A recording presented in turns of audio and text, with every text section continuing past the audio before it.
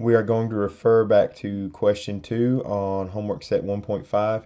This video will demonstrate how to create a bar chart using Google Sheets. We're going to highlight our majors and the frequency for this particular bar chart that we want to do first. And so we've highlighted that information on the data. Let's click on Insert Chart. It defaulted to the pie chart, but we can go over here under the drop down menu where pie chart is at, and here you see column chart happens to show up in my suggested.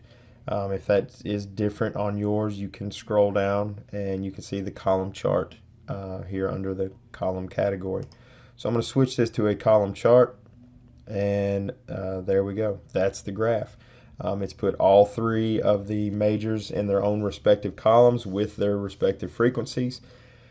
That's it. You can, again, like with the pie charts, you can do the same thing. You can play with different things about the graph. If you don't like the colors, you can change colors. You can change the presentation. Here's 3D again.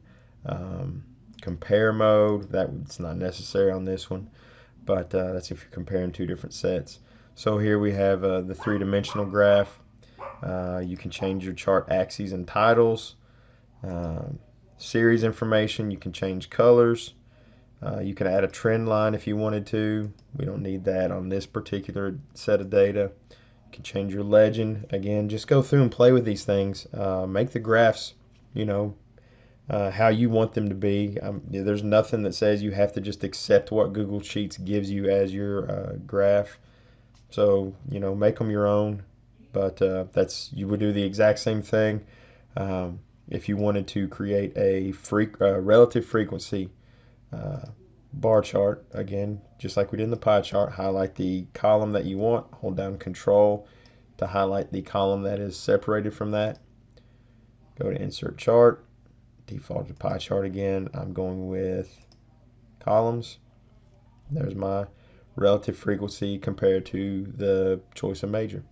So this is how you create a bar chart in Google Sheets.